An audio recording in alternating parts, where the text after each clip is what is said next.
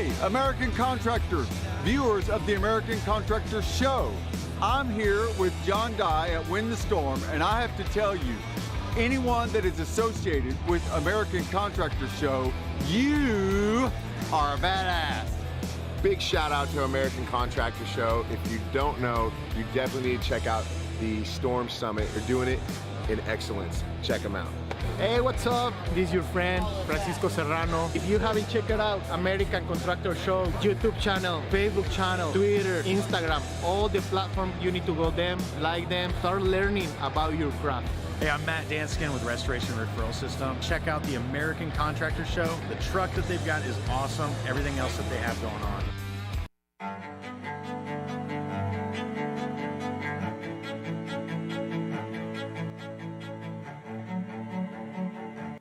This is Larry Bache with the Northern Law Group, helping policyholders for more than 30 years. If you have a claim or your client has a claim that needs help, please feel free to call the Northern Law Group because we are the true policyholder advocate.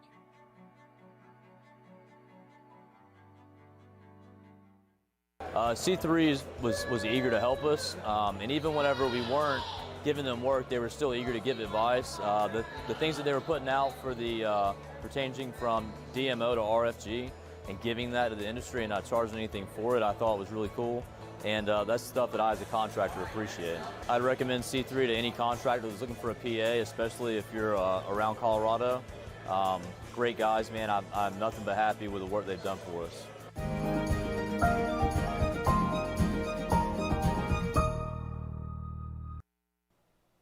Good afternoon, friends. Welcome to The Joys of Weather with me, meteorologist Bob Ross, here from the Hail Palace.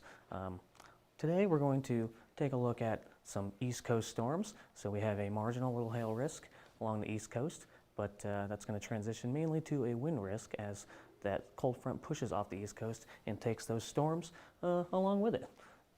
So for tomorrow, we have a great value May risk. So it's October, so we'd have a little less instability than we would during the May months in the springtime. So it's going to be a little bit less of an intense severe weather threat, but we do have a threat for all hazards tomorrow: hail, wind, and tornadoes in the southern plains. So it's going to be transitioning to wind as well tomorrow evening. And then, as you can see, I'm in costume, and our Halloween week videos are going to continue tomorrow with Andrea. And so tune in to see what she does tomorrow. And of course, you can vote on Derek's Get Up for the end of the week on Friday. So it's going to be a nice little interesting little week for us doing our costumes this week. And you get to have a say in what Derek does on Friday. Got a couple of upcoming events to talk about before we get into the forecast. We're going to have a nice little tailgate on October 30th. That's the OU versus Texas Tech game. Tailgate's going to start at 12, and the game is going to start at 2:30 p.m. So make sure you come out, hang out with us, get some free food and free drinks. And then also, once again, we're talking about Derek and you getting to vote on what Derek wears. You can be T-Rex, Walter White, this specific version of Walter White, or he can be Flo from Progressive. I think Flo is in the lead right now, but we do have a Zoho link survey that you in the description of this video where you can go vote on that. And then on Friday, October 29th, he's going to be donning one of those three costumes and doing this hail forecast. Let's take a quick little look at some of these little storm reports from yesterday. We had several tornadoes in the area, as long as some wind reports and scattering of hail reports as well.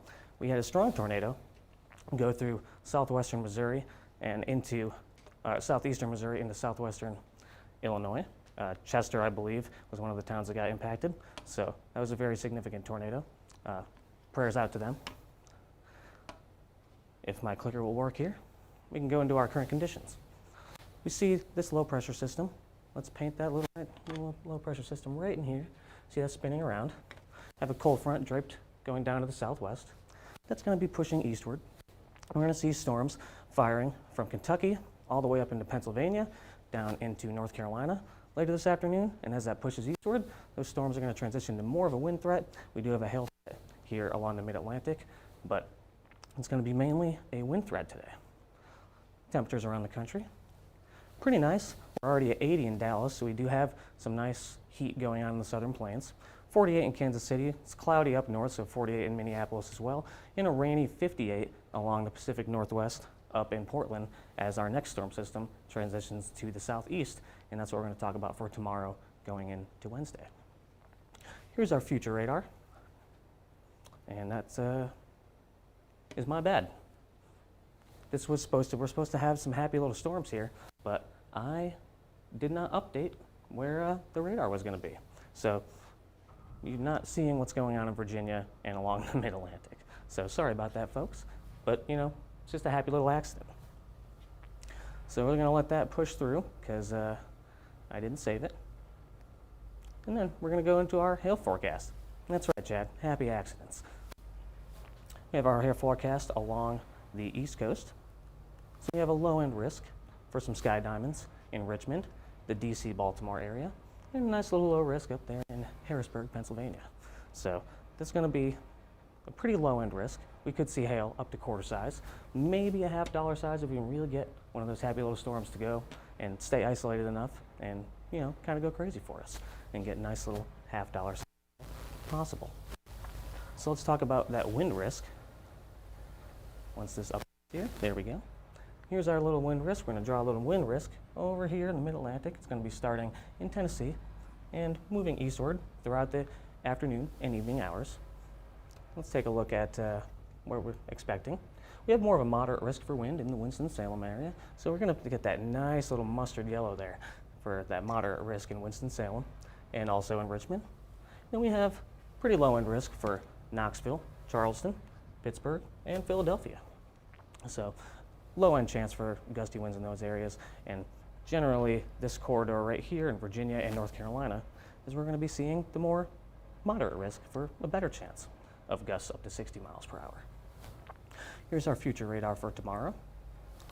As we're going to push through into the evening hours, we start seeing storms pop up from Kansas down to western Texas. This particular model is not picking up on the happy little storms that should be popping up here, but I do think we're going to see some storms pop up in the Texas Panhandle and work their way eastward throughout the evening into the overnight hours.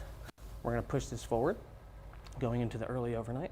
This is about 2 a.m. We see some gusty winds possible in Oklahoma City and down through Dallas-Fort Worth, as well as Wichita, and up through parts of eastern Kansas. So, got some happy little storms that are going to be pushing their way eastward throughout the overnight hours. And as that continues to go eastward, and the severe threat will wane in the early morning hours, around 4, 5, 6 o'clock, and we'll get ready for Wednesday. As my clicker pushes forward here, let's take a look at what this looks like as we draw some hail risk here. A little yellow in there, some orange, and some red. Red is going to be about up to 2 inches. It's going to be very early in the convective cycle, so the early storms can produce up to 2 inches, and then it's going to taper off in size and intensity as we see golf balls possible up to just before Oklahoma City. Then we're going to have up to $half size possible in Oklahoma City, but that risk is going to be generally pretty low, about a 5% risk of that, and that risk is going to continue all the way down to the DFW and south of Abilene, Texas. Let's take a look at what those risks are. We're going to get a nice forest green there for Wichita, and we're going to same thing for Oklahoma City, so those are low end risks for hail. We're going to push down to the south here, a little better risk as we go back to that mustard yellow for Abilene and Wichita Falls, and once again a low risk for DFW. And my wind risk didn't save as well. So generally the same areas for wind. We're going to have possible tornadoes as well, and the risk is going to continue eastward, so just to the east of Oklahoma City for wind tomorrow, and same thing for DFW. And the wind is going to be the higher threat than the hail if we're talking about further east you go. So that hail threat's going to diminish, and we're going to transition to more of a wind threat going eastward past Oklahoma City and the Dallas-Fort Worth area. Here's our future jet stream. So this is our current setup. This is the difluent air aloft, giving us our risk along the east coast today. And let's push that forward to tomorrow. So this is tomorrow evening. We see that trough digging to the southeast. Nice happy little trough there giving us our risk for tomorrow as we once again see a risk coming through the plains, and that trough is going to continue to dig southeast. So our risk for Wednesday be directly eastward. We're going to draw a risk for Wednesday right down here through southern Texas and into the Louisiana area. And as that trough continues eastward, that risk is going to continue eastward as well, as we see that risk going back to the mid-Atlantic coast on Thursday before that trough pushes off the coast going into our weekend. And then we have a nice little ridge building in, going to give us some nice weather. So the severe weather threat should taper off this weekend going into early next week. And those dew points are going to be the driving factor for our severe weather for the next few days. So a nice little green here. That's what we want to see for those dew points. So along the east coast, we got that nice green.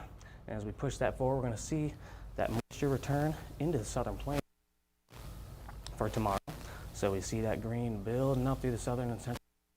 Nice moisture for our severe threat tomorrow as well. And we're going to push that forward to Wednesday and then get that nice deep forest green there for the Houston and St. Charles, Lake Charles area, excuse me. So Houston and Lake Charles, nice deep green there for moisture, nice severe weather threat on Wednesday. And we're going to see that push eastward, nice and gently push eastward for our severe weather risk on Thursday and into Friday. I do need some cloud makeup. Well, those would be prettier colors. That's all I've got for you guys today, so make sure you join us for Andrea's forecast tomorrow and follow us on Twitter, Facebook, Instagram, and YouTube. And if you need to get in contact with us, you can call us at 855-334-4245, email us at info@hailtrace.com, or go directly to hailtrace.com to find out more about us and what we can do for your company. For Hail Trace, I'm meteorologist Bob Ross. Have a great rest of your Monday.